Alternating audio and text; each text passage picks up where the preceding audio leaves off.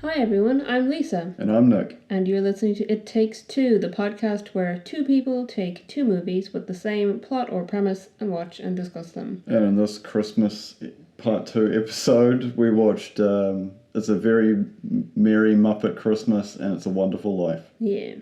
I almost screwed up the Muppet title. I was like, it's a very line. Very Merry Muppet Christmas movie. Yeah.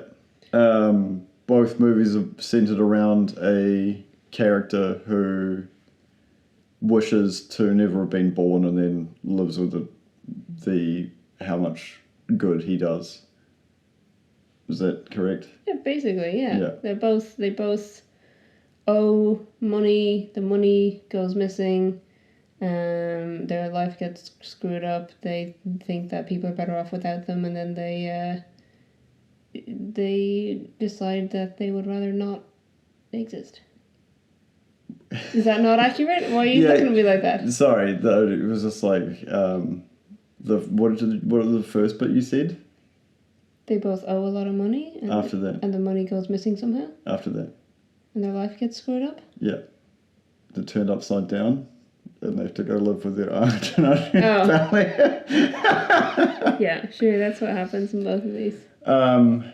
Yeah, obviously very different movies. Same plot, premise, but the characters are very different. Being one of them's Jimmy Stewart and the other one's Kermit the Frog. I mean, the same person, really. Yeah. There's some interesting consequences to them not existing, which we'll get into sooner rather than later. Maybe later, who knows? Obviously both centered around Christmas time. For some reason, the Muppets don't make any money. Like, there seems to be like an ongoing... Yeah, because the more recent Muppets movie, which you have only seen recently, the one from like 2010 or whenever, around that time, that's also about them. They're going to lose the theatre if they don't raise money and get... Sinister laugh. Yeah, sinister. No, maniacal laugh. Maniacal laugh. Yeah. Tex Richmond's going to take over there, and in this case, it is Rachel Bitterman, played by Joan Cusack. Yeah. She's great, though. Yeah. She's great as a villain. Yeah, it's interesting. Your standard Muppets, your handful of Muppets, lots of weird cameos, because it really shows the time. Like Joe Rogan still hosting Fear Factor, and apparently in the alternative universe, what did he say? Like 60% of television is now reality TV. I think it was 90-something %. Yeah. It's without Kermit the Frog. And it's funny because I've listened to like why Joe Rogan stopped doing Fear Factor. It's because he was literally like, the stunts are going to start killing people. Like, we can't do this. And then it got shit canned, and then it came back with Ludacris. I think Ludacris took over. I don't know. For like a weird extra season, and they were like, oh shit, we're going to kill some people, like, if we keep doing this. Because what else do you do to people? Like, you've already made them drink things that I won't mention. Liquids made from animals. And throwing them out of helicopters. Like, what else can you really do to people? Yeah, I don't know. They did a lot of weird shit in that too. Yeah. That kind of stuff was really popular in that time period, because it's 2002. Yeah, so that was like the height of like every year had a different Survivor season. Yeah. Yeah, Survivor is one I was thinking of was big. Yeah. I mean, nowadays you still have I'm a Celebrity, Get Me Out of Here. I think Survivor's still going as well. I think TV... But reality TV in general has turned into, like, Love Island and that kind of shit. Yeah, it's also, like... I know Big Brother, which was the first season that was shot, which was the Australian one that was shown in New Zealand, was, like, super popular. And then the second season kind of flopped because they had a bunch of weird things that happened. Like, someone got thrown out of the house, and if they were even the name of the person was spoken, they'd get in trouble. There was a dude who taped his mouth shut and refused to participate in protest to, like, asylum seekers or something, because Australia, no offence, most Australian people normal, but like some of the things your government tends to do and then defend, being like, well, we don't have concentration camps in Australia. You know. That might not even be true, to be honest. Yeah. Well, there was that, what was that movie? The movie with the lady. The Netflix series. Yeah. I can't think of the name of it. I watched it all, but it was based on a true story, I believe, about a woman who was actually Australian and ended up in one of those. Yeah, camps. And that was when the media was like, "Oh, these things exist," and it's like, these things exist, and one of the people in it is a white Australian lady who's ended up stuck in here.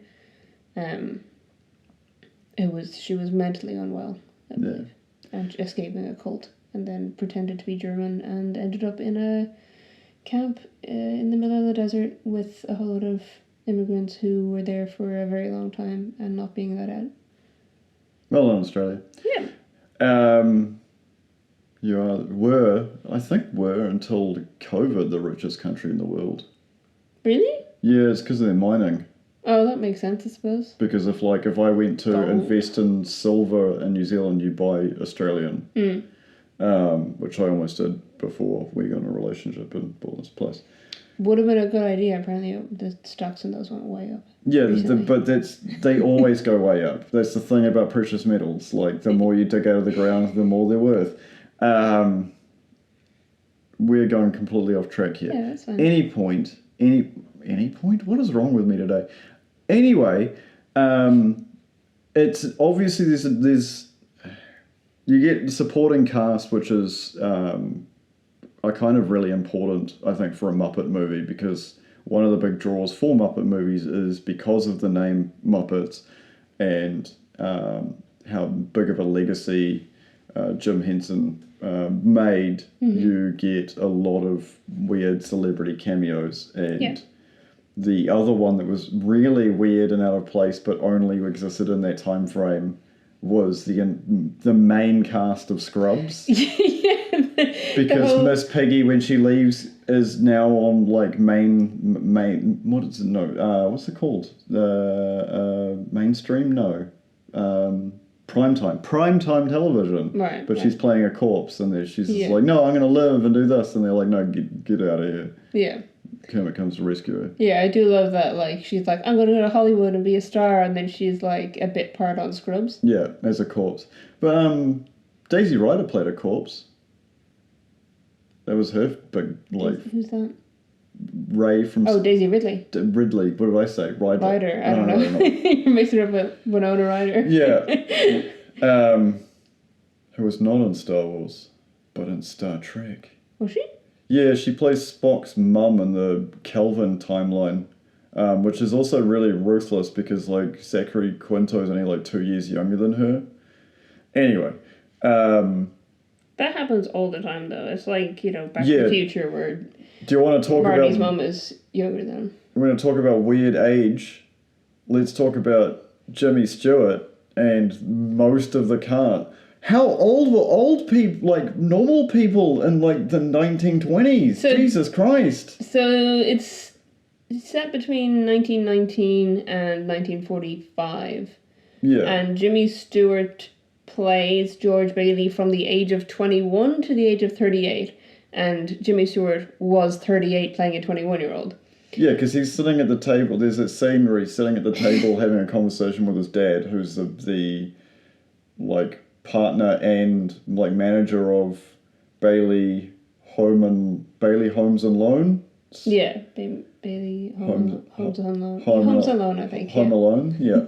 Bailey Home Alone, and like he's having a like father-son conversation with his dad, who only looks like 10, 15 years of like washing your face with lye older than Jimmy Stewart does. And Jimmy Stewart's got like full up, like I have, because I frown a lot, I have the forehead wrinkles, but Jimmy Stewart had just like resting forehead wrinkle face. Yeah, I mean, in fairness to Jimmy Stewart, it's the first film he did after coming back from the war, and he was suffering from PTSD. I'm just saying it's just that you can just You don't buy him as a 19-year-old. Or No. sorry, as a 21-year-old. No, Yeah. no. It was just like, Dad, I'm going to go off to college and I'm going to change the world. And he's like, Jimmy, you're not. You're going to look after the bank with me. And he's like, no, father. And it's like, he's got like at least 10 forehead wrinkles going on. Yeah. Like full Klingon.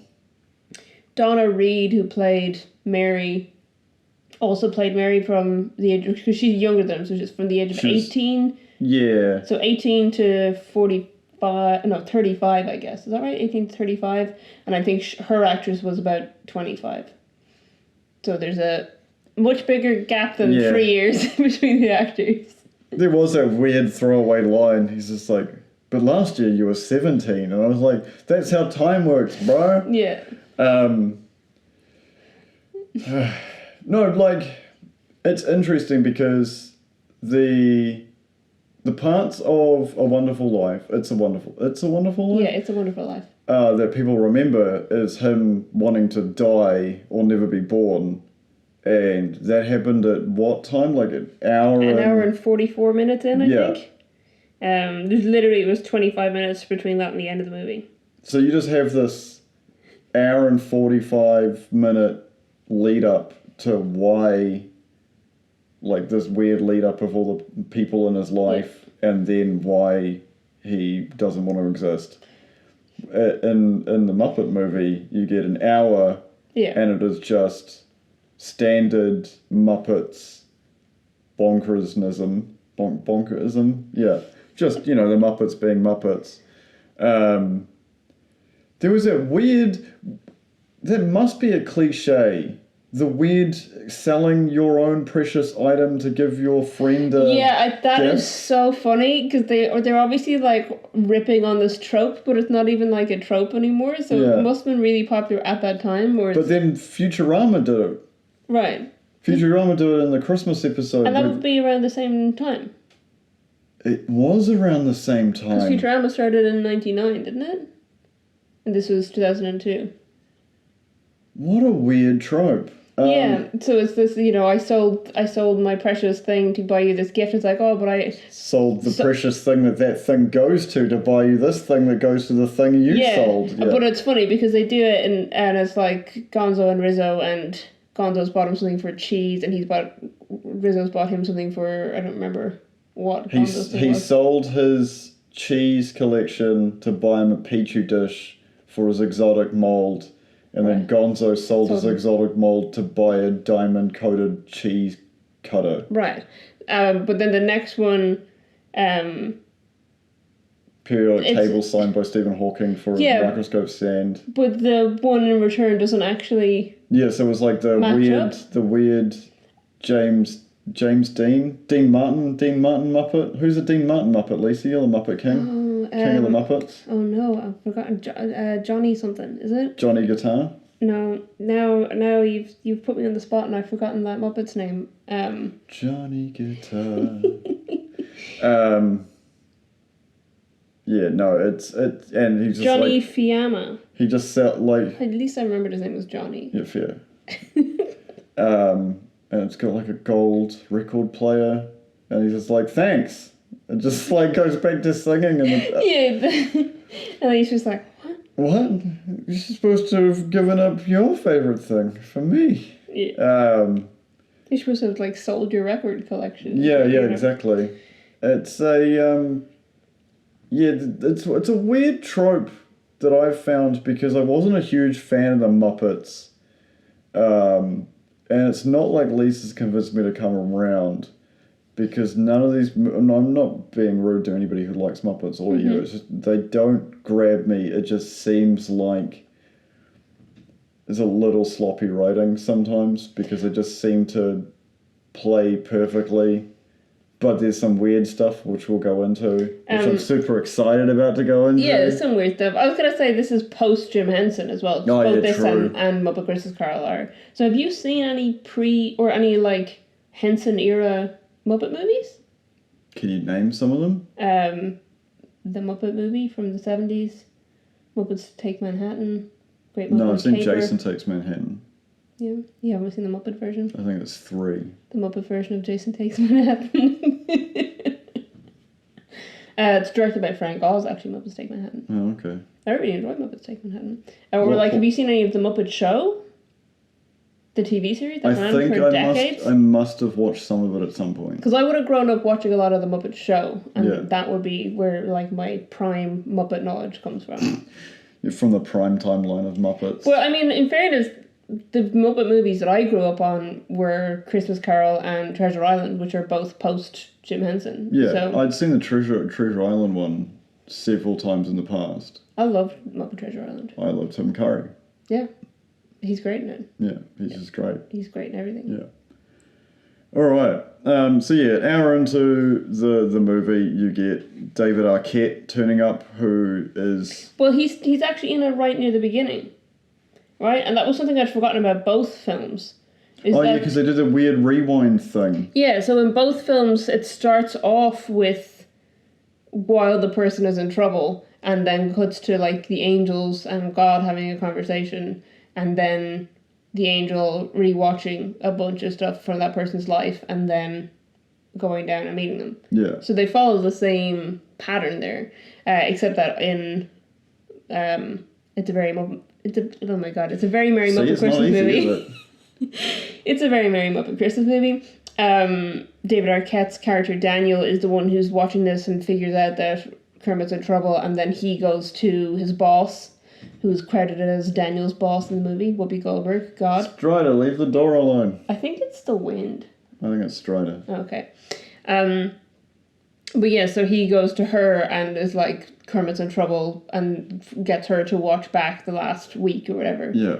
To see what's happened. Whereas in the other one, it's everyone in the neighborhood is praying for George Bailey. So God and another angel are like, oh, I guess we got to send someone. And then they're like, whose turn is it? And it's Clarence. And then they're like, all right, Clarence, you got to learn about this guy. And they show him like a highlights reel of George Bailey's life, which is, as you said, about an hour and 40 minutes. Yeah. His entire life previous to that point was an hour and 40 minutes long. Yeah. It's just the highlights reel. It's important, you need to know that he saved his brother as a child so that you'll understand later why his brother died when he was never born, and therefore the whole regiment of soldiers his brother saved in the war were never saved, so they all died, and But you're getting too far into it. Yeah. Let's talk about 9/11. Hey, favorite. Your favorite. My favorite movie trivia of all time. So in the sequence where Kermit is now back. Well, he's not back. He's in the alternate reality where he's never born. Mm-hmm. And you go around, you meet all the Muppets that he's helped. And honestly, Gonzo's sleeping rough. Okay, he's unsheltered. It's not good. Who's the... Is it... I was going to say Jimmy, but it's not. Who's the... One of them's a go-go dancer and seems to have... Scooter. Scooter, it looks like he's having the time of his fucking life. What, in the cage? In the cage. He looked like he was having a blast. I don't think that's what Scooter wanted to end up. But Scooter is so mild-mannered. See, here's the problem. Well, maybe he's only mild-mannered because, debauchery and, maybe Kermit behind the scenes is a king shamer. No. You don't know. The problem with the Muppet version of this that you don't get with It's a Wonderful Life is It's a Wonderful Life is a self-contained story. Yeah. So you see all of George Bailey's highlight reel of his life. The Muppet one, the highlight reel is all of the previously existing Muppet movies. Yeah. So if you haven't seen other Muppet movies... If I'm not up to Muppet lore... Yeah, if you're not familiar with Muppet lore, you're not getting what the changes are here. Like, you don't understand that Kermit met most of these Muppets living in rural America and brought them into the showbiz industry. Also shut down a chain of restaurants that used to sell... Doc Hopper's Frog Legs. KFC, but for frog. Yeah, so Doc Hopper was, like, the main villain of the original Muppet movie in the 70s. And, to this version of the universe where Kermit never existed... That's like a popular food chain, and people see him as a frog and are like, oh, you should be being served in here, not out in the street, But you don't get all the nuances of that kind of stuff. Unless you're completely up to Yeah. pace on Muppet Law. I just think that there's a whole lot of stuff there that, like, expects you to have some background knowledge. I think it still works as a film without that. Yeah. But you're not getting, like, as whole a picture of what Kermit's life was because they kind of think that you might already know. Yeah. So let's get to Miss Piggy. Yeah. Miss Piggy is a crazy cat lady who you thought was a sex line worker for a second. Yeah, because I'd forgotten. I hadn't seen this movie in a while, and there's a moment where, like, she tells Kermit that she's doing a lot of acting, but she does most of it from her home. Yeah. And then the phone rings and she doesn't want to answer it. Yeah. And I was like, they didn't, because there's way more innuendos in this movie than I remembered. Yeah. And I was just like, they didn't, like, make her a phone sex worker, did they? But she pretends to be a psychic on the phone. Is what she does. Jamaican psychic. Yeah, and what I love is that she puts on a wig for it, even though it's on the phone. Well, yeah, little not okay. Yeah. But It's a bit of a weird, yeah. Folks at home, we come to the most important part. Through the window of Miss Piggy's apartment, you can see the Twin Towers. Yep. This movie is set in 2002. Yep. Kermit the Frog caused 9/11. Now, in our reality, and this is the truth, it came from, again, talking of Joe Rogan, like, despite the fact that after COVID, I really didn't keep following him because of just some of the things he said and, you know, how America was treating COVID and et cetera, but there was a fantastic book of a lady that was on his show, Annie Jacobson, with her book Surprise, Kill, Vanish, which is a history of the CIA. Okay, I'm going deep here. This is all true from Annie's book. I love that you've done this level of research. Yeah. Go for it. No, this is just in my brain. So, the truth of why 9/11 happened. Okay, so, approximately 92, 91, there was an agent on the ground in Afghanistan doing investigation, as the CIA agents do. And he rang his handler, probably on a sat-nav phone, or got a message to his handler, which went back to Langley and said, hey, look, there's this guy, his name's Osama bin Laden, we need to kill him. They were like, cool, we'll pass this up the chain. Note, memo lands on then President Bill Clinton's desk, and he says, like, we've got an operative in the field, the operative is recommending that we kill this guy.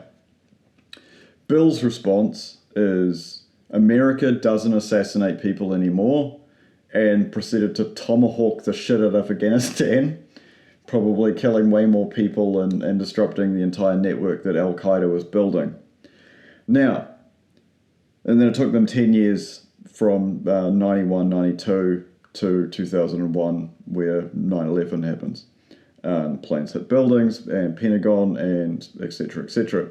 The issue is why there was such a public outcry and why Bill decided tomahawks was better than a singular bullet is because when Nixon was in office and the whole Watergate scandal happened, one of the information that was released to the public and the media was the clandestine operations that the CIA were conducting.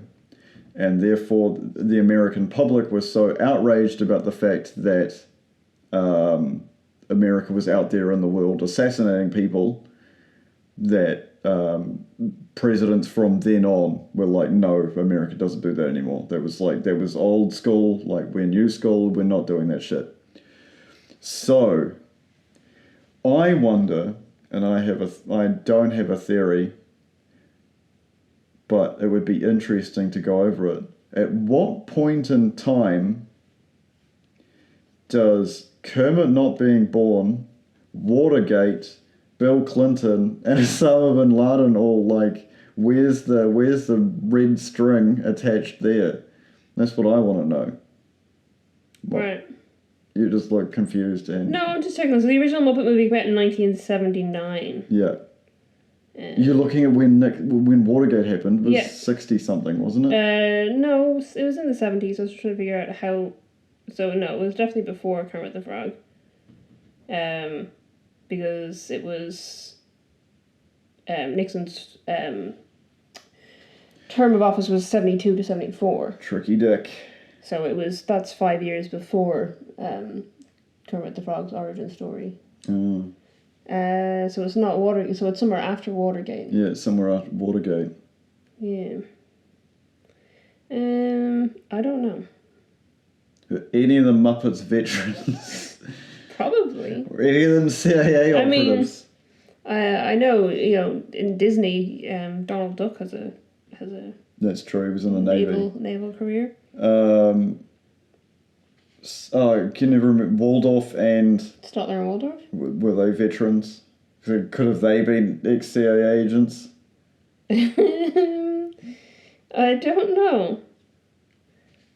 Where Statler and Waldorf? This is like... I'm trying to look this up as we go, because I wasn't expecting this line of questioning. You're the one that's up to date on... Well, Waldorf apparently was on the Titanic. That doesn't make sense. Does it? Well,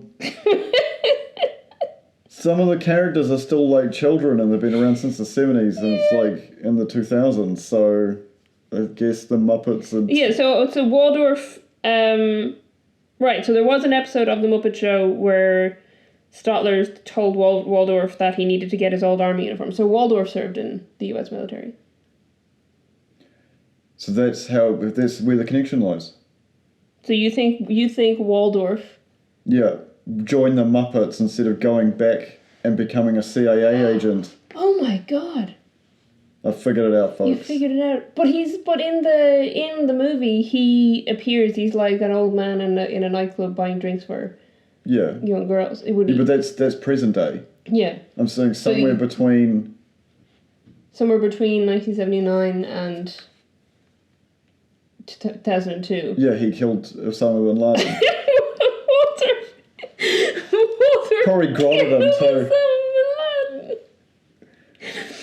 Oh my god. When did Waldorf join the Muppets? Sorry, this is going to be terrible audio because I'm looking it up. So they first appeared in 1975 in The Muppet Show. Oh, so hang on, 75. So the Muppet movie... Sorry, I didn't realize the Muppet Show was around before the Muppet movie. So hang on, when did the Muppet Show start? Because then maybe Kermit actually was involved in Watergate. Yeah. Or one of the Muppets was involved in Watergate. Well, this says it's the first episode aired in 1976, but then the other thing said that Statler and Waldorf first appeared in the Muppet Show in 1975. Hang on. That doesn't add up. We found a Mandela effect in the timeline of the Muppets.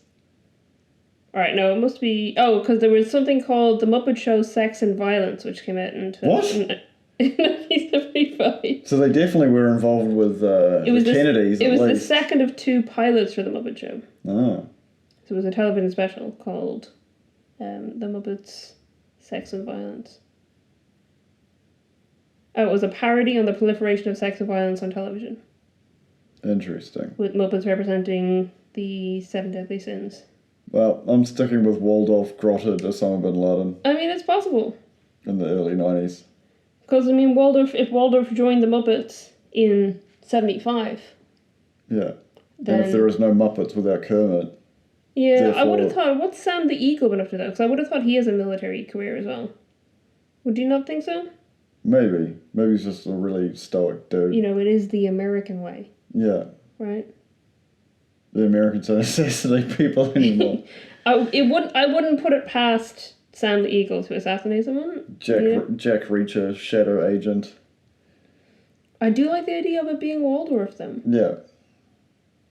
I do like that. It's not coming up when I think for Sam the Eagle's military career. I mean, that doesn't necessarily mean he doesn't have one. It might just be maybe it's just blacklisted like an ex-CIA agent. True. Picked out Osama bin Laden's eyes. But I mean, here's here's the deal, right? I mean, if you're saying Waldorf joined the Muppets instead of becoming a CIA agent or going back and becoming a CIA agent, Yeah.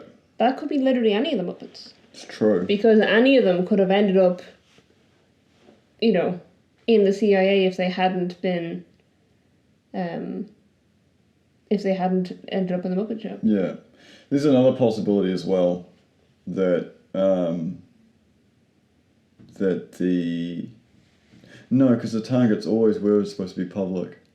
I was going to say then the attack still happened at the same time, except they just didn't take out the Twin Towers. But no, it was public, and the Twin Towers had been attacked before by Al Qaeda. So. Or maybe they had more intel and stopped that plane. You're saying that Bush didn't get elected. That's quite possible. That's interesting. Because literally every single like secret agency in the world that keeps track of like terrorists and movement were all like, hey America, you've got like terrorists in your borders, like you should probably do something about it. And they're like, no, it's fine. Yeah, so it could literally be that a different president, though Bush would have still been president in 2002, right? So yeah. There's nothing to indicate who is president at that time. Can in the Muppets movie. Be president? I suppose so. Well, we know Sam the Eagle, who's the one who, you know, he would be the one to run for president. That's he's true. Not president because he's in that nightclub dancing like a weirdo. Yeah. Interesting. But what about if Doc Hopper became president? It's like the Trump era, but started early with the frog legs guy. Yeah. Or, I mean, anyone that they interacted with in previous movies. Because none of those previous movies happened if Kermit was never born. It's true. I'm surprised, I said it to you, I'm surprised that the Muppets that we see are all in New York at the time. Because if Kermit's not around, then when did they take Manhattan? You know what I mean? They didn't travel there as a group. They weren't escaping on a boat while Jason Voorhees was under the water. Yeah. Yeah. Exactly. So the only movie he uses a projectile weapon because he shoots it with a crossbow. Okay. Random fact for you. I don't think Kermit uses a crossbow in Muppet's version of it. True. He does get amnesia though. What point does he get amnesia? Kermit? Yeah. In Manhattan. Oh, you're talking about a different movie that we didn't watch today. Yeah. Okay. Sorry, we were talking about Muppets Take Manhattan for a second there. Sorry, I was talking about Jason Voorhees. Similar, but different. It's a Wonderful Life is... On its FBI watch list. Is it actually? Yes. What? Why? What? That's, you know, since we're talking about the CIA. Why the hell is it on an FBI watch list? So in 1947, an FBI analyst submitted it to a running memo on communist infiltration of the motion picture industry because of its obvious attempt to discredit bankers, which is part of the communist agenda and a common trick used by communists, allegedly. Yes. So It's a Wonderful Life, because the villain is a banker, it got put on an FBI watch list. For those who don't know, the story of It's a Wonderful Life is Jimmy Stewart running around stopping one dude from owning everything. Yeah. And basically making himself poor and his family poor by doing that, to the point where he loses $8,000 and it's over, he's going to go to jail. And it turns out he's worth more dead than alive because he's got a $15,000 life insurance. Yeah.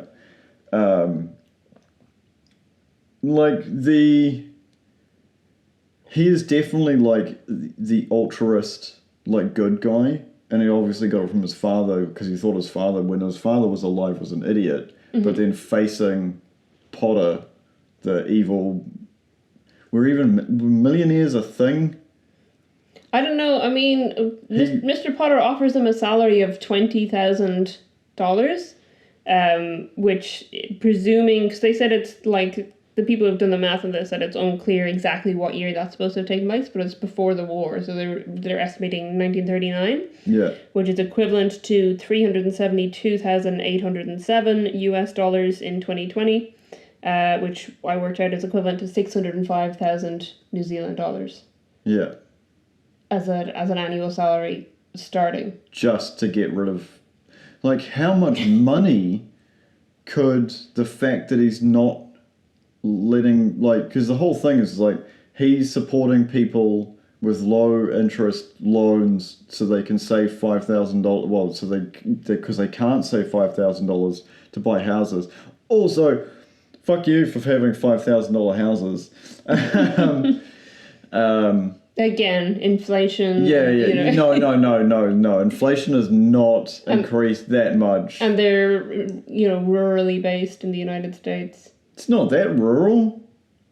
They have an airport. Because otherwise, how his brother get in town? So they have an airport, which is close. His brother flew in. Yeah, but the Navy, the Navy flew him in. He was in Washington. Yeah. But they said the Navy flew him in. That doesn't make sense. It means that there's not necessarily a commercial airport nearby. Because when... What, do they paradrop him? Well, when George needed to go to Europe, he had to get a train. True, so they don't have an They don't have an international airport. I wouldn't say international, could have been domestic. Yeah. Well, there's no True. sign of an actual airport anywhere that you see. He has to get a train to somewhere too. So maybe the brother flew in to a close town and got the train. Yeah. Or a car. Yeah, because he showed up with someone else, so someone brought him there. Yeah. Right? So. But still, like, it's interesting because, yeah, this whole, like, what you've mentioned about the communist agenda, it's not communism, it's just like, the guy owns the bank, the media, like, he owns everything, and he's like the one place that's keeping him from literally changing the name of the town.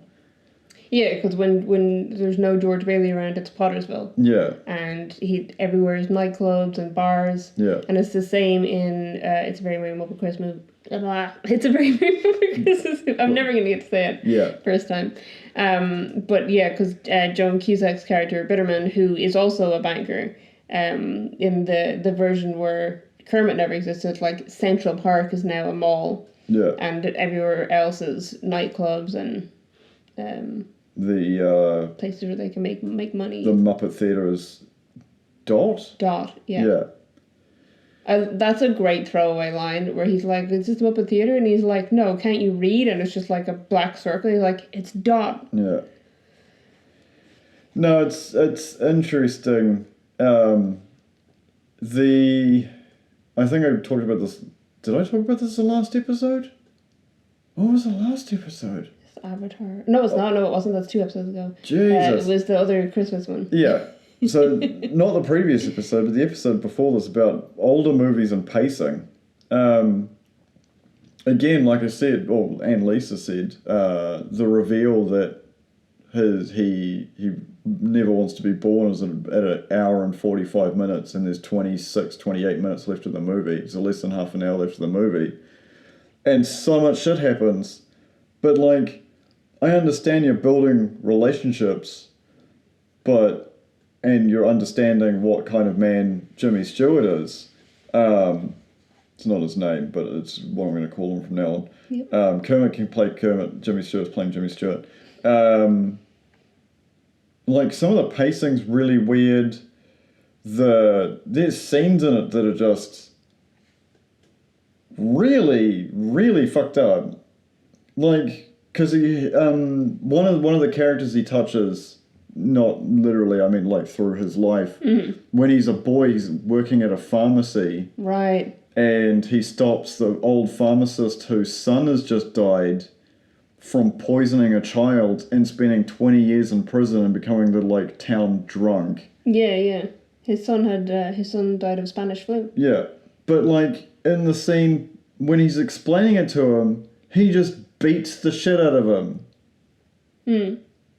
And you're like, what the fuck is happening? This is his boss. Like, This isn't a family member. This is a very drunk, sad old man who thinks he's lost business because of this stupid child. Yeah. And then he realizes that the child has actually saved him from going to prison and saved someone else's life.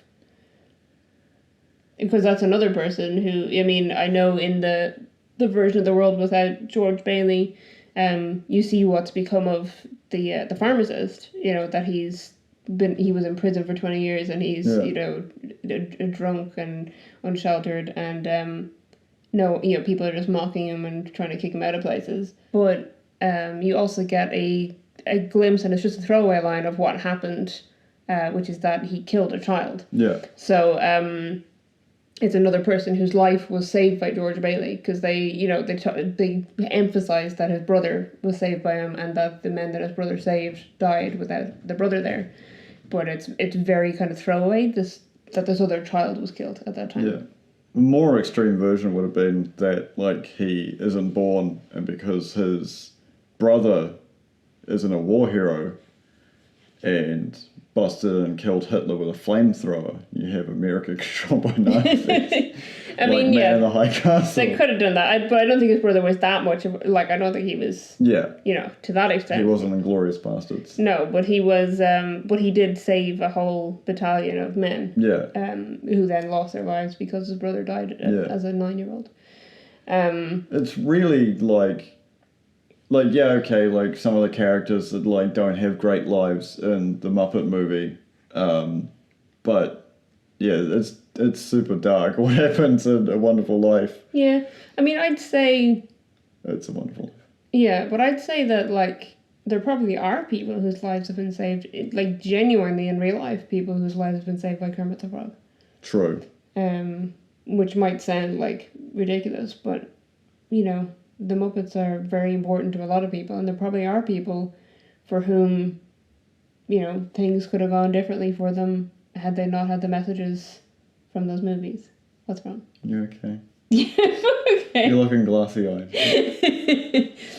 That's because we're talking about sad stuff. Leave me alone. Okay.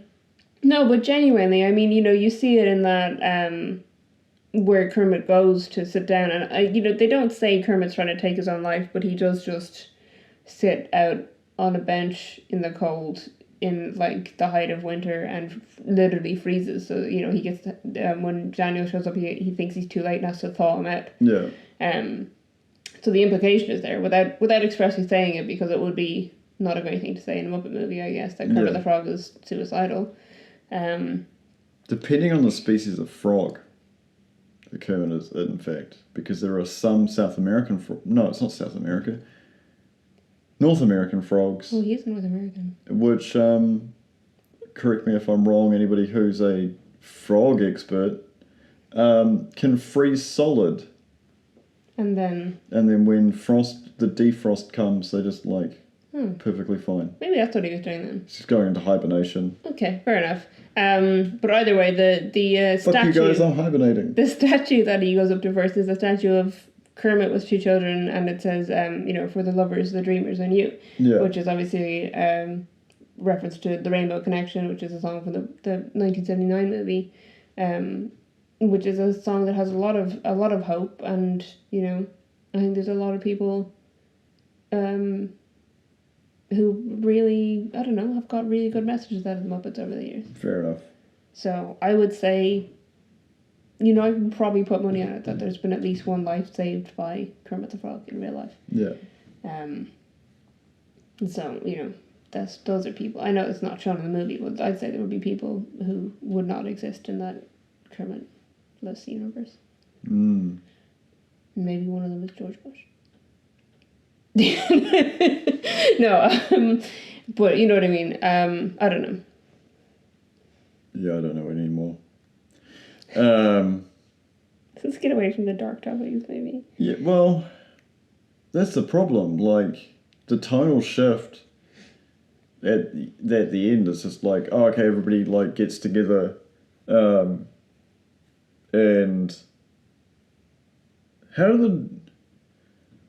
what happens at the end of the Muppet version? So the end of the Muppet version, Kermit realizes that the Muppets and the people are more important than the building, and he goes back and, you know, he's he's telling them that, and Fozzie's all upset because he's like, no, you're going to remember that I failed you. And he's like, no, you're more important to me than the building.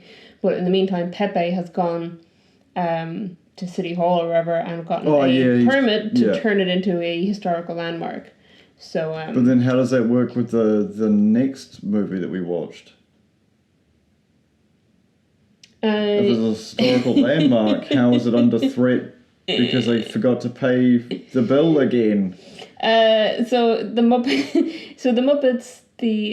whenever that was, 2010 or around then. I think that one is, they're going to lose the Muppet Studios in Los Angeles. Studios, not the theater. Yeah, so the theater in this one is in New York, and in that one it's a studio near Universal. That's the thing that I've learned about Muppets. That's the one takeaway. Which is what? They have a very diverse property portfolio. One of those things you got to do when you're a Muppet. Yeah. Invest in property. Yeah. But like George Bailey, they're constantly going broke because they care more about people than money. Can I point out one thing that is never, ever, like there's no justice for it? What? Potts is the one who steals the $8,000. Yeah, Mr. Potter literally steals it. And he owns the bank. So the money is with the bank. Yeah. The whole time. But he's like, oh, well, there's a discrepancy with your accounts, so the DA are there and they're going to arrest you, and now I'm going to ring the police chief. Because George Bailey, because he cares so much about other people, doesn't dob his Uncle Billy and says that he misplaced the money. Yeah. So because he's got that confession from him, even though he knows that he's not going to misplace the money, he's like, well, I'm going to tell the cops that you were misappropriating funds. And, obviously he's got a lot of money. Mm-hmm. Like, if 20,000 is like 600,000, if 20 grand is like $360,000, what's $8,000 worth? Like 150,000? 125? Yeah. 120. He just something like that, accidentally handed him $125,000, and he's just gonna put it in his like spare jacket pocket and make it like. I mean, he's a thief. Yeah, no, but I'm saying like, he's calling the police and the DA on him because $8,000 has gone missing, and he's just gotten $8,000, which is roughly the equivalent of $125,000, and he's just going to magic into his pocket and it's going to disappear.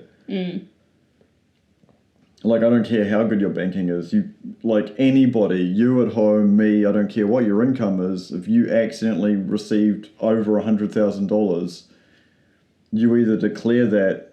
If you have a similar tax system like New Zealand, and I know how America's tax system works, which is shocking because I don't think a lot of Americans know how it works because they just don't teach you, because they don't want you to know. That's why they can take more of your money. That's why billionaires don't have to pay taxes, folks. Or the weird thing that I found out the other day, sorry, I'm just going on a random tangent on top of my tangent, so we're 3 tangents in here. Any more tangents and they'll be falling out of my hands. Sanitarium is listed as a charity. What? And don't have to pay taxes. The Marmite people. The massive international billion-dollar cereal company. So... How? Because apparently it's done as a weird charity. Okay. So we've got Nestle who steal water. Sanitarium that possibly, I don't know if they pay taxes in New Zealand and Australia, but I know in some countries they don't have to. Kellogg's that had all their staff like refused to work and like striked for ages until the company like caved because they were working 6 days a week and were like basically forced to get fired if they wanted to take sick leave or bereavement leave. Man, cereal's bad for you. Yeah, I was going to say, you shouldn't buy cereal is what I'm hearing. Yeah. Well, we haven't been lately, right? No, and the only cereal I've bought in the last X amount of months would have to be a New Zealand grown oat thing. Harold's, which is the same one that the Whitakers went with the oat milk. Oh, okay. Yeah. See. That's the only thing I bought cereal-wise, because I just don't eat cereal, because I don't think cereal's great, because, one, it was invented by a guy who invented it so kids wouldn't touch themselves. Yep. Yeah. Don't know how... Mr. Kellogg. I don't know how eating Wheat Bix makes you hornier as a child. That sounded really wrong when it said out of my mouth. It makes you it's to stop people from having sex. How? Because they don't have the low GI? I don't know. It's low GI, folks. That's how it is. Cornflakes were designed to stop people from having sex. Yeah. So you gotta eat sugar, because then you got lots of energy. You eat compacted bricks of wheat, and you get tired because your body's spending all the energy dissolving that giant brick you've eaten. Is that what it is? And then you just kind of get frisky? And it was cornflakes. Cornflakes were the ones that were specifically designed to stop you from having sex. So I don't know. I don't know the science behind it. He was a science man. He was a science man. She was a girl. Oh my god. Well, we've gone all over the show, folks. Yep. That's all, folks. No, wait, that's a different show. Have you got anything else to say? I mean, I don't know. We've covered a lot of stuff. We watched it in colour. We watched the Blu-ray. We did. That I don't believe I'd ever seen it in colour before. Right. And I'd looked into that, so it was colorized originally in 1986, but Frank Capra hated it and Jimmy Stewart hated it, and I don't have the quote written down, but he says something about like Disney vomiting all over it. Like I think it was like very colourful. So they just like technicolored the shit out of it. Yeah, I think they technicolored the shit out of it. So then it was pulled from distribution in 1993 when the film's copyright was restored. But then Paramount Pictures released a new colorized version in 2007, which is what we've watched. And actually, I think it looks pretty good. Yeah. You'd know that it was colorized from black and white footage. But it's not, like, in your face. Yeah, it's... The only reason you'd know is skin tones. Yeah. Which, like, I've colorized old photos, and it's very hard to get skin to look like skin. When you're converting it from black and white and like manually. There's also lighting as well. If it's black and white, you tend, unless someone's like there being like, this is the same color as my grandmother's skin. You don't know about ethnic like pigmenting. Right. But it's very much but like skin isn't even colored. Yeah. You get different. Which is why until recently it was very, very difficult to CGI skin properly. And that's why faces look like terrible. Yeah, so if you're doing monster people. It's actually very there's ways to get from black and white footage or pictures. It's very there are ways to figure out what colour different things were. So like all the like dresses and things and that will be coloured the correct colour because you can actually find that out through the shades in the actual picture. Yeah. But skin tone just comes across as very flat. Yeah. You have to do a lot more work on it, but then if you put too much work on it, it's obvious that it's not real. Yeah. So I think they did a pretty good job. I think Mary's skin looked really natural. I think Jimmy Stewart's skin didn't always look very natural. It's probably weird that I was like analysing what their skin looked like. But yeah, I think they did. The colorization was pretty well done. So do you want to just do trivias? Yeah. So this I like this one just because I thought it was fun. It was the scene where Mary and George are at the old house, like when they're after the dance. Oh, when they're full-grown teenagers. Yeah. Yeah, and they're throwing rocks at the thing. The scene where Donna Reed, who's the actress who played Mary, had to throw a rock through the window. Frank Capra hired a marksman to shoot the window out on cue. Yeah. But she actually broke it with her first throw of the thing. Nice. Because she had played baseball in high school. Nice. And had a good throwing arm. So she surprised everyone on set when she threw the rock and actually smashed the window with it. And they're like, well, we hired this guy to shoot it. Do you know that's you bring up that point, but I would like to throw some random, unrelated movie trivia. Yeah, sure. Because we're never going to do it on the podcast.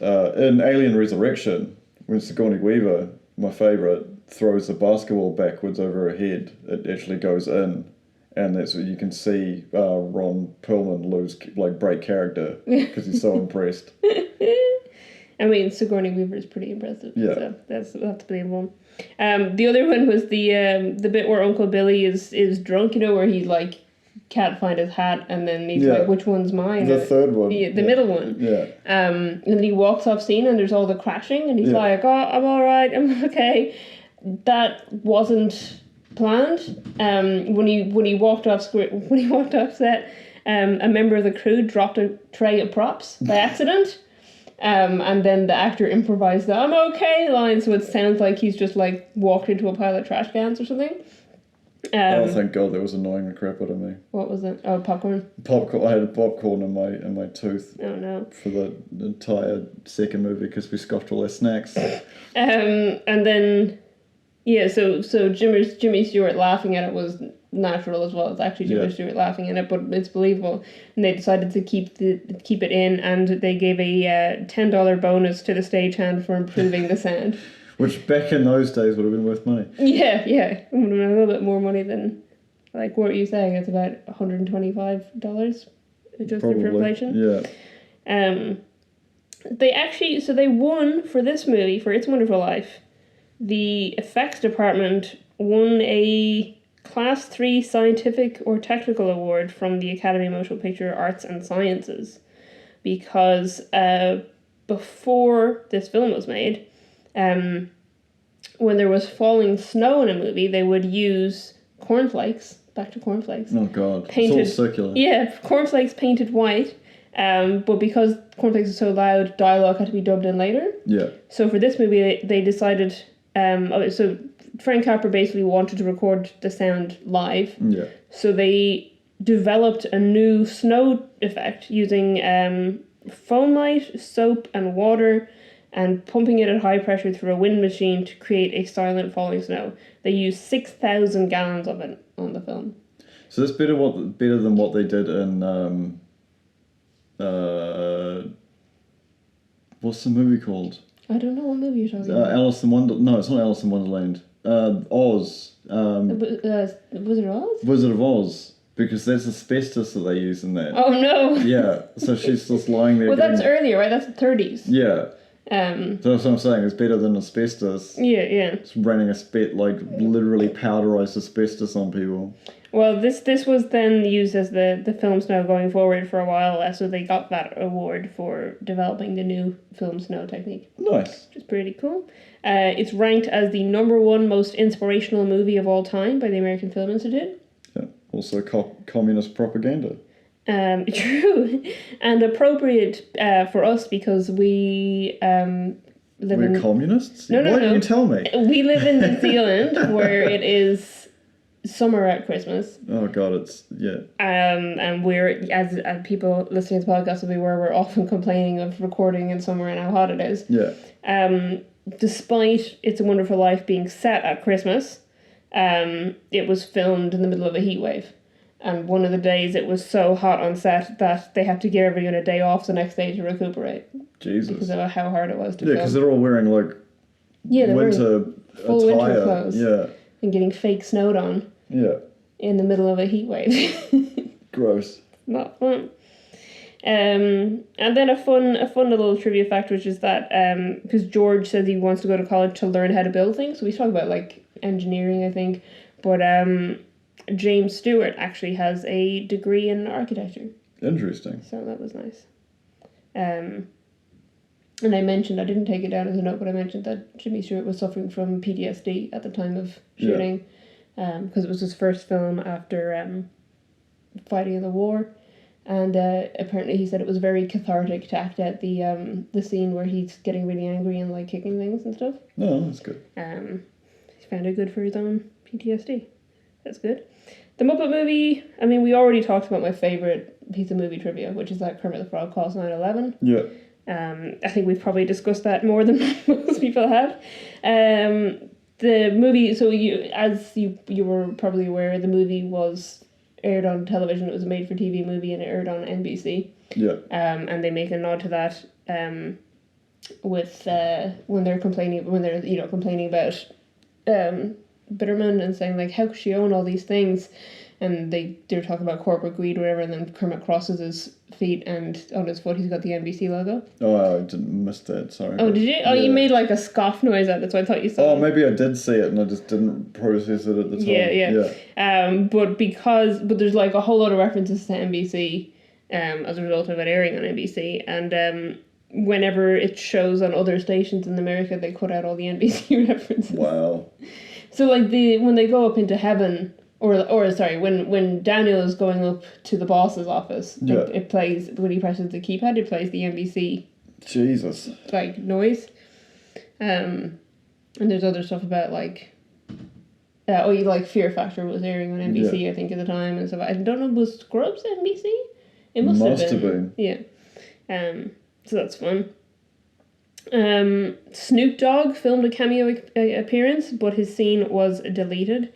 And Kermit the Frog later said in an interview that it was deleted because of Snoop Dogg's involvement in Doggy Style, which was they considered it inappropriate to have him appear in a Muppet movie. Well, I thought the Kermit just got so high that he couldn't remember just where he put the tape. That would be there's probably just Kermit's cover story for the media. Yeah. It's also notably, this is the first Muppet movie where the roles of Fozzie, Piggy, and Animal are not played by Frank Oz. Which is a fact I hadn't thought about much when I'd seen it before, but I knew about it going into it this time. And I think the guy, so Eric Jacobson, he's now those characters permanently. He also is Sam the Eagle now, but in that movie someone else played Sam the Eagle. Yeah. You wouldn't know that that's not Frank Oz. No. Right? He sounds just like him. So he started out, Eric Jacobson started out as an intern on Sesame Street, I think, in the early 90s. And then because he was so skilled at puppeteering, they brought him on as a puppeteer. And then because he had the same vocal range as Frank Oz, they started getting him to do Bert and Grover on days where Frank Oz was sick or couldn't come to set because he was doing directing or something else. So by the time this movie came out, he'd already fully taken over those characters on Sesame Street. And then in 2000 or 2001, one or the other, Frank Oz officially retired from voicing Piggy and Fozzie and Animal and Sam. I got some trivia for you. Yep. Bert and Ernie characters. It's a Wonderful Life. It's true. I'm just looking into that, and it's like, it seems to be like really divisive. Whether it's like intentional or not intentional. Yeah, because someone claimed that It's a Wonderful Life was Jim Henson's favourite movie, and then he named them after that. And then someone else who worked with Jim Henson was like, yeah, he'd seen the movie, but Jim was really bad at remembering details. Yeah. And then someone else was like, no, I was there when the characters were named, and people just said, oh, he looks like a Bert, he looks like an Ernie. It wasn't. So apparently it's entirely coincidental. And Jim Henson obviously isn't around anymore to answer the question. We'll bring him on the podcast to ask. Yeah. So but it is funny that we were comparing It's a Wonderful Life to a Muppet movie, and Bert and Ernie were two of the characters in It's a Wonderful Life. And there is a moment where they're the two of them are talking to each other to talk about George Bailey and what's going on. And it's like, hey, look, it's Bert and Ernie on screen. Well, I got nothing. You got nothing? And it's getting very warm in here, and I'm getting very sweaty. Oh no, it's a heat wave. Localized entirely in this room. I don't have a budget or box office for the Muppet one because it's... I think it would be completely irrelevant because one's made for TV and the other one was made in the... Exactly. And also, I think the numbers I have for It's a Wonderful Life are adjusted for inflation. As far as where they are adjusted for inflation. So the budget was 2.7 million and the overall international box office was 10.8 million. Yeah. But it is a classic Christmas movie. I know certainly in Ireland it's on TV all the time around Christmas every year. I think probably it's the same here. I remember seeing some of the movie in black and white on television, but then again, it was the one time of year that I could spend a lot of time with my cousins, and being that we like stayed on like 16 square acres, like hanging around inside in summer watching a black and white Christmas movie was never on the agenda as kids. Yeah, of course. It's, it is summer here Yeah. for that, and so it's a little bit different to, Northern Hemisphere where you're, indoors and trying to get warm and, Yeah. watch Christmas movies with the family. Makes sense. Yeah. Either siding with the I was going to say crackets, but that's not the right word. Crumpets? Craisins. What are you talking about? Cratchits. Oh, Bob Cratchit? Yeah, you're either siding with Cratchits or you're like, fuck those poor people. Right. Yeah, that's it. You watch pick a version of A Christmas Carol, and then you decide whether you're a Scrooge or a thing. Yeah. I mean, Mr. Potter clearly a Scrooge. Yeah. George Bailey, I guess, is a Cratchit. Yeah. Yeah. Right, anyway, that's about it. We need to try and figure out if there's like summer Christmas movies that we can watch for the podcast one of the years. We could just watch Die Hard, the best Christmas movie. That's also not summer though. But also, what would you compare that to? I'm just suggesting we just watch Die Hard. Oh yeah, we'll watch it as us. What I'm saying. Wait, we also have to watch Lord of the Rings.